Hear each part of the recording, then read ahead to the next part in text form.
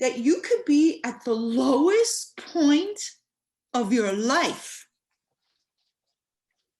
And within an instant, whoosh, you're elevated to a place of ultimate fulfillment. From one moment to the next. I'm sure many of us have had those moments that we were blindsided, completely unexpected. One minute you're here, and the next minute you're here, and you can't catch your breath. It's like you're gasping for breath, playing catch up. And unfortunately, I had to go through an experience where my father had come to visit me, and within a week he dropped dead in my house. Unexpected. No warnings, nothing. And one minute he was alive and well and thinking about, he was so excited. He was moving from the cold down to Florida. He was going to retire down here, start a little business. His daughter lived down here. My mother was finishing off her bachelor's in social work, and they were going to move down here, start a whole new life, making these plans. And within a week, he was gone, dropped dead, just like that. So we go from the bottom of the barrel to the highest of highs in an instant. Like, I don't think on some level that our brain can process that. From that type of quick change, it's like, it's whiplash. It's a shock to the system. We're not able to make those huge leaps in consciousness without a huge shock to the system. Imagine what it would feel like if we knew in our kishkas, in our guts, that Hashem was right there beside us and was going to take us out of this pain. Would we be afraid of those moments? Would we live in fear? Would we have, like, for example, it's like, I understand PTSD. I get it. So here was another moment that I went from here to here in a heartbeat and never saw it coming. It was Michael's bar mitzvah, and we had planned this amazing bar mitzvah experience. I was so excited. I had planned this bar mitzvah from A to Z, and we were going to Israel. We were doing his bar mitzvah. We were spending Shavuot, spending a few days. Then we were flying to Barcelona, taking a cruise, a European cruise. After the cruise, we were coming back and we were going to Switzerland to be with my brother and my mother. Oh my God, this planned, like executed from A to Z. And I was like very proud of myself. Like, what I executed and planned, I could have been a travel agent at this point. But it wasn't to be, because what happened is when we get to Barcelona and board the ship, my husband and son get sick on the ship. And they recover within 24 hours. I get sick, and so sick to the point where the ship kicks me off in Livorno. Sorry. I'm in a strange port. Well, however, I will tell you the ambulance, the Italian ambulance drivers were absolutely hot. I remember that as I'm being driven off the ship. I had no free will. I mean, it was like, please, what? You're dumping me off in some strange town in the middle of Italy. No one speaks English. Are you crazy? And it was horrific. We ended up hospital system where they don't even take your blood with gloves. And they told me to go back to the hotel. and come back the next morning to take more blood. And if my white blood count didn't rise, they were going to admit me to this hospital. At this point, I was no, no, no, no, no, no, no, no, no, no, no, no. I don't care. I was like the sound of music. I grabbed my husband by the neck and I said, I don't care what you do. You get me out of this place. I said, we'll cross the mountains. We'll take a fishing boat from Greece. I don't know. I was crazed at this point. It was no way they were keeping me in Italy. I remember my husband leaves me in the hospital, tethered to a metal IV drip that looked like it came from Vietnam, rusted, on a chair, a metal chair. I sat and cowered in the corner. There was no toilet paper in the bathroom. There was no toilet seat on the toilets. No one asked me if I wanted to drink anything. No one. I sat there in a corner shaking as my husband goes back to the ship to pack up all of our clothing. Finally get back to the hotel room with all the bags, and I'm filthy, I'm dirty, I'm shaking, and all I want to do is shower and change into some clean clothes, but only to find out that my husband, God bless him, packed his and Michael's stuff and forgot mine on the ship. Now, the story goes on and on and on. And the point of sharing this story, maybe one day I will share it in all of its glory, is Ein od milvado. There's only God. Man plans, God laughs. I know that's a crazy expression. I don't mean it to be that way, but we need to accept the reality that there is a plan for us. For whatever reason, I was not meant to go to Italy. And here's the funny thing. I'm going to share something creepy with you. But I remember that we had booked a tour of Italy. And I remember I couldn't go home. I stayed on the ship because I was so sick.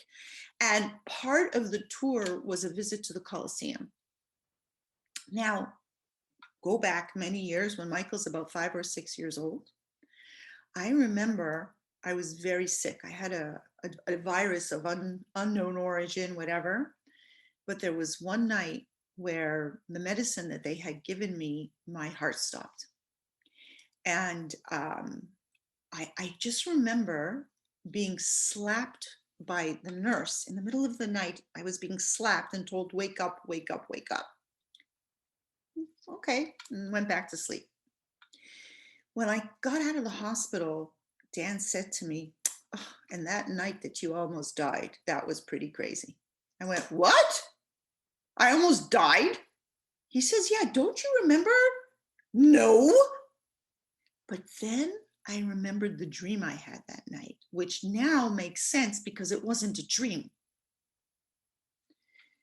I was in the Colosseum, standing. Now, I've never been to the Colosseum, but I'm standing in the middle of the Colosseum, and I remember it was sandy, it was dirty. And I did a 360. Oh, I have the chills. I did the 360 and I'm turning around, and you know how in the Colosseum there's a lot of arches? Now each one of those arches was a doorway. And there was a door on each one of those arches, and coming out, blasting from the cracks around the door was bright, bright, bright light. Like, oh my God, bright light. And I remember standing in the Colosseum and looking at these doors with the bright light shooting out from the seams where the door met the wall. And I remember going and reaching out, and I was just about to turn a handle and open a door when I was smacked awake. So who knows? Maybe I wasn't supposed to go to the Colosseum. Like at that point, I said to myself, oh my God, I don't ever want to go to the Colosseum. But my point is, we have to accept that, yes, the great changes, this great elevation in life that we want to go from here to here. But we can't be afraid or have the trauma or the fear, because all of us have had these experiences and it leaves a residue. For me personally, I said, if anybody would give me a first class paid trip to Europe, anywhere in the world, I'm not taking it. Sorry, I'm done. Till this day, the thought of traveling, I go through this whole thing in my head. So before we go anywhere, we have a whole list of pills. Do you have the Zithromax and this antibiotic and this painkiller and this virus antiviral and this? I have such angst, anxiety from this. It was horrific what I felt that whole experience. I said, so, okay, over time, over space, we deal, right? But each one, my point is that each one of us is left with a residue of some sort of reaction or fear from these incredibly shocking, 1 minute you're here and the next minute you're there. These ultimate changes, going from slave to receiving the Torah on Mount Sinai, these shifts in consciousness don't come easy. If going from here to here, which is our birthright and destiny, and experiencing this level of connection doesn't come for free, then how do we make it palatable? But you can't get there unless there is some sort of momentous shakeup. Like, is it any wonder that most people want to just go through life, just live in the motions, right? I mean, is it any wonder? Because if there's such a shakeup that has to go with this, why even bother? I lived for 70 plus years. Maybe I'll have enough money to retire in style and then game over. So why if it's such a momentous effort and change and shock to the system to get to that place, you got to be a very special type of person who wants to, like, almost put yourself in the line of fire. And I want it, but ouch, how painful is it going to be to get there?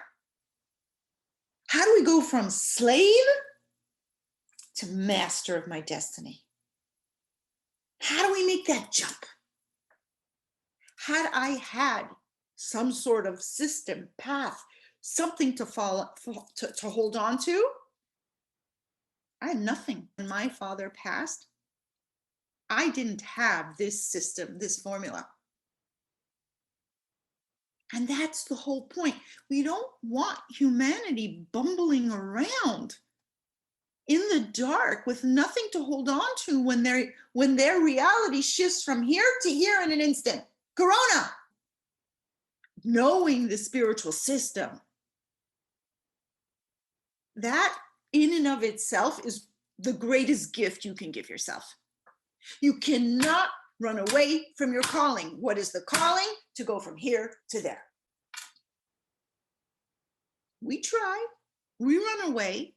How many of us do teshuvah on our deathbeds? That's it.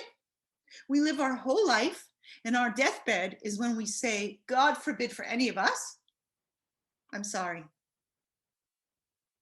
I wish it could have been different. I'm sorry for the pain I caused this one. I'm sorry I didn't speak to this one. I'm sorry I cut off ties with this one. I'm sorry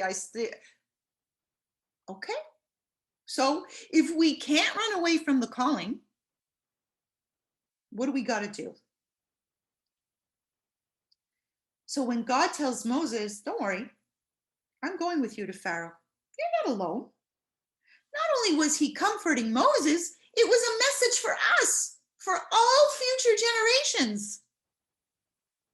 That any time you need to take a leap of consciousness to go from being a slave to being free, I'm with you.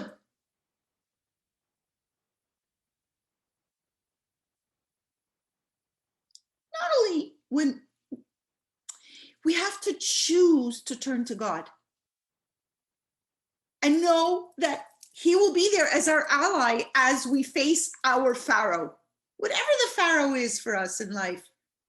I'm mad, sad, depressed. I'm afraid this one didn't talk to me nice.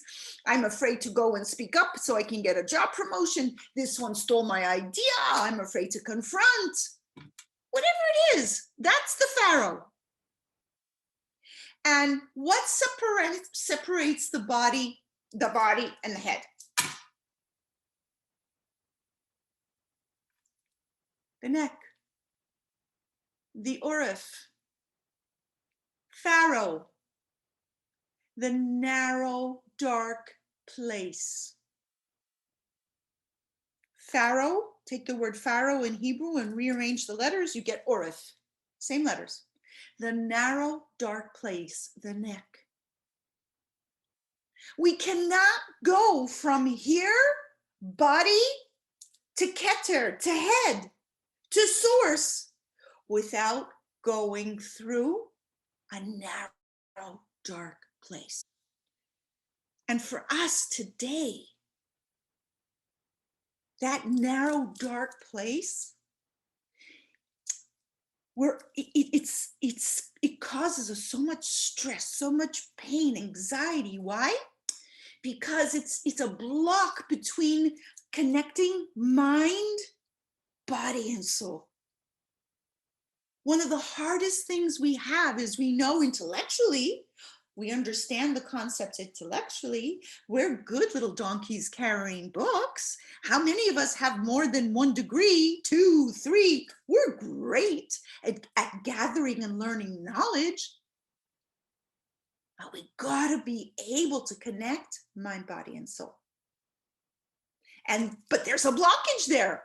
There's the urif, the narrow, dark place, the place of, I'm going to prevent you from connecting mind, body, and soul. I'm going to mess you up. I'm going to make sure you have the wrong thoughts and the wrong ideas, and I'm going to get you upset, and I'm going to make you deal with your emotions and not deal with your intellect. I'm going to cut off that bridge, that pipe between the balance of achieving mind, body, and soul. We know that the darkest hour comes before the dawn. We have a sickness, God forbid, and we heal. Somehow we also make a jump in consciousness. We go through a horrible experience and we go here, we learn and we grow. But we have to go through the urif, through the narrow, dark place. We have to go through the dark before the dawn. So how do we do that? How do we go through the dark before the dawn and maintain our sanity? I remember that exact thought as I was sitting outside. So the hospital was a very old, hospital. I think it must have existed during the Roman times. It was that old, whatever. And I remember sitting outside because there were separate buildings. And I remember seeing like the decrepitness. I know that's not the right word. Don't laugh at me. I remember seeing humanity like they were on the crutches, they were in the wheelchairs, and everyone was coming out of the separate departments, the separate buildings, the doctors, the nurses, the patients. They were all smoke everywhere. So I remember on Friday morning, I had to go in to get my second blood test. It's 100,000 degrees. And I go in to get the blood test again with no gloves. I looked at the lady and I said, little American girl, right? I said, you don't have any gloves? She says, no, the budget really doesn't allow for it, but don't worry. I've used hand sanitizer and everything is clean. So she takes the blood, and you'd think that, it's a simple CBC, right? No one tells me that the machine broke. So I had to go. I was told, we really don't want you sitting in the emergency room with everybody because you're so severely immunocompromised. At this point, they think I'm dying. They're really overreacting. It's all about getting you off the ship. They didn't want you crashing and dying on the ship. It's all about protecting themselves and legalities, etc. They've called in I had to do an ultrasound of my spleen. I don't know. I had to get the infectious disease doctor had to come in and see me. Unbelievable. Okay. So now I'm getting this blood test, and I'm told, we don't have any masks to protect you. The best thing is that you go sit outside. I go sit outside in 90,000-degree weather, in the alley with the cigarettes and the sun. Husband says, don't worry, honey, you go sit outside and find a place to sit and chill, and I'll sit here because with our last name, I don't know what it'll sound like in Italian, dictere, dictore. I'll just sit here and I'll wait to hear our name, and I'll come and get you when they call your name. I don't have a cell phone. I have nothing. 3 hours later, now I've been sitting out there, and I've been sitting on a bicycle stand because in Europe they all ride bicycles, what have you, and I've been following the sun, like as the shade has been moving, and I've been moving with the shade because I'm drenched, I'm schwitzing, and I'm wearing clothes. Remember, my clothes are still on the ship, so I'm still wearing clothes that I've worn for the past 3 days, right? Not a pretty sight. And people are walking by me, and they're smoking and they're flicking the butts, smoking and flicking the butts. So I'm sitting here, I'm choking. I'm sitting there, darn it, this is my bicycle stand. Don't come near me. I'm giving evil eye, evil glare, smoking, flicking butts. Then a bird poops right in front of me. Big, big thing of poop. And I'm thinking to myself, really, God? At this point, God and I are talking for 3 hours. What do you want from me? Are you kidding me? You really? What are you trying to say? What are you trying to say? I don't get it. And I'm crying, and the tears and the grime. And as I see someone coming, walking this way, and they're going to walk right in the poop. And I ask myself, do I have to tell them not to walk in the poop? I mean, I know I have to be a loving, caring, sharing person, even when I'm in my lowest low. Is that what you want me to do? You want me to tell them not to walk in the poop? Like, this was the stuff that was going through my head. I had a system. I knew what the system was. I knew I had to stay in a loving, caring, sharing state of mind. I just knew. So if the bird pooped, I knew I had to tell the person when they walked by. I said, scoochie, no bueno, no bueno. And they looked down, oh, grazie. Okay, so, oh Hashem, we know the system, right? And this is what the system is. Number one, you never give up. We never give up. It's always darkest before the dawn, always. That's the reality. We accept that reality. So in psychological terms, darkness represents a sense of depression that is fed by despair and purposelessness. So depression causes people to feel alone, as if no one cares about them, and in turn leads them not to care about others, right? So what's part of the system? You love, care, and share. Even when you're in a dark place, you love, care, and share. So if you see poop on the floor and you think somebody's going to walk into it, and you're depressed and upset, you go scoochie, no bueno, poopy, right? When you're depressed, do you care about anybody else? When you're depressed, who do you focus on? Me, and more me. My pain, my suffering. And even today in Corona, do you see your brother who's suffering? I have a beautiful older lady in her 90s who lives right next door to me. And she lives right next door to me, and I have to remember constantly to call her. I have to remember constantly to reach out to her. How are you? Do you need anything? And she's right next door to me, and I forget. because we have to work this. This is the system. Number 2, don't give in to your fear. We talked about it. Acknowledge it. Yeah, when I go from here to here, I'm going to have the PTSD. I'm going to have the fear. I'm going to bring out that suitcase and I'm going to think about what happened in Italy. I'm going to think about the Colosseum. I'm going to think about all the things that happened, but I'm not going to give in to that fear because now I have a system. I know that God is with me. Number 3, we've talked about this before, but never more certain than now. We need to know Ein od milvado. There's no one else but God. Man plans and God laughs. But we need to know God. In the Torah, when they say the word know, and Adam knew Eve, the word know means a level of, it means to be united with the object of your knowing. We need to be united with the knowing, like it's inseparable from us. Ein od milvado. I know it, I feel it, I got it, I wear it, it's everywhere. There's no separation between me and that knowing. It's part of me. We have to know that we were created in the image of God and that we deserve to be treated with human dignity. We deserve to be free.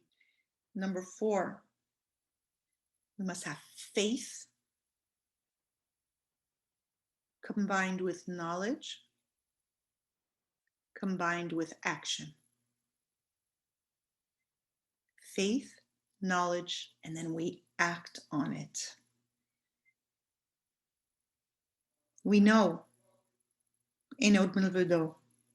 We know that I am a holy child of God and that whatever happens to me, it could be painful, but because God is good, it will be good. And the actions I will take in that place is I will have faith and I will continue to love, care, and share.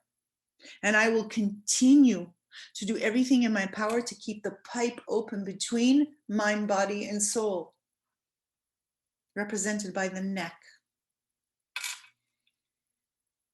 Number 5,